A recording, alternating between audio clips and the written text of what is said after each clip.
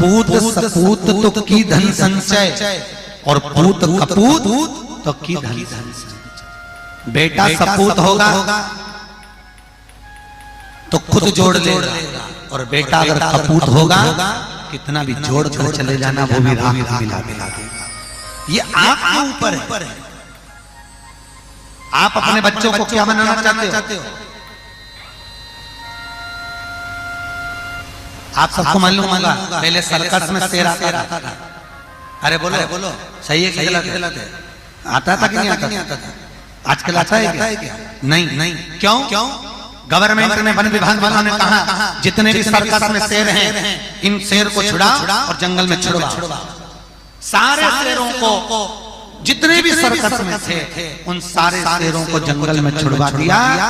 और वन विभाग वालों ने उनका सर्च किया तो मालूम पड़ा जिस शेर को सर्कस में छुड़वा कर वन में भेजा था उसको 2 कुत्तों ने मार खा लिया। किसको? अरे बोलो जम के। शेर को।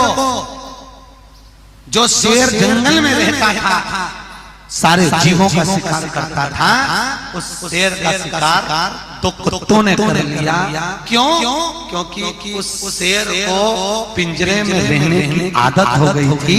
पिंजरे में हंटर में दब कर रहता था। मेरा आपसे केवल एक निवेदन है, अपने घर के बच्चों को सर्कस का शेर मत बनाना कि दूसरे शिकार कर लें। अपने घर के बच्चों को जंगल का शेर बनाना कि वो कहीं पर भी डट जाए और पीछे ना हट पाए। कल अपन ने गीत गाया था, यहाँ चोरी छाती वीरों की, यहाँ भोली सकलें हीरो की, यहाँ गाते हैं राजा मस्त। अपने बच्चों को ऐसा मत बनाओ कि बाप की जायदाद पे मेरे पापा के पास गोद है, मेरे पास गोद है, मेरे पास गाड़ी है, बंगला है। बच्चों से कह देना ये तुम्हारा नहीं है। याद रखना, खुद जोड़ो, खुद पढ़ो, खुद आगे बढ़ो, और बाप की जायदाद को अपना मत समझना।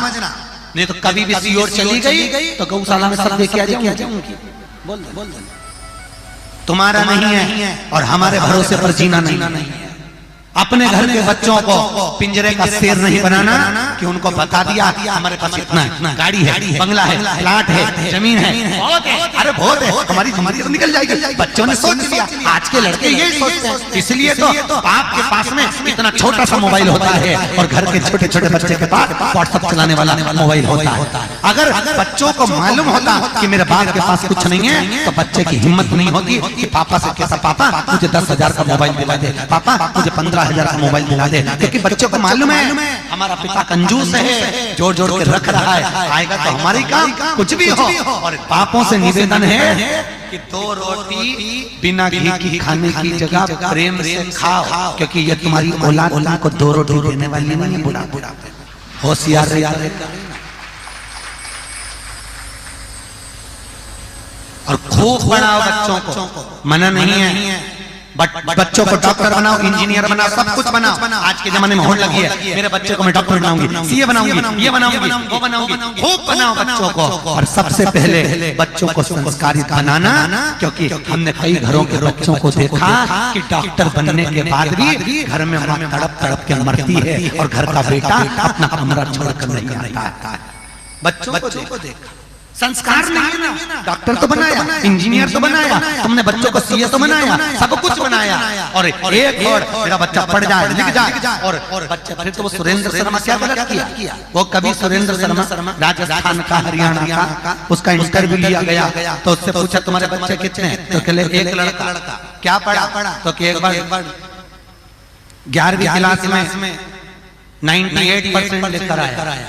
फिर सुरेंद्र शर्मा बोले मैंने जूता उठा के धो दिया। अरे तो 98% लाया तो जूता क्यों मारा? तो क्या 98 क्यों लाया? अगली बार मेरा बच्चा 12th में 55% लाया, मैंने पूरे मोहल्ले में मिठाई बैठाई। वो पूछा क्यों? कहने लगे मेरा बेटा अगर 98% लाता रहता, खूब आगे बढ़ता रहता, तो एक दिन मुझे छोड़कर मुंबई या पूना या बेंगलोर सर्विस करने भाग जाता। औलाद मैंने अपने लिए पैदा करी कि दूसरे के लिए पैदा करी। अब 55% लाता रहेगा तो मेरा घर छोड़कर कहीं नहीं जाएगा। तो सेवा तो मेरे औलाद तो मैंने अपने लिए पैदा करी कि दूसरे के लिए पैदा करी।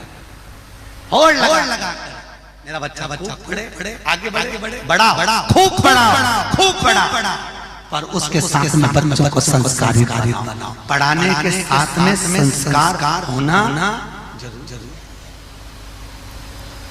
कहाँ गए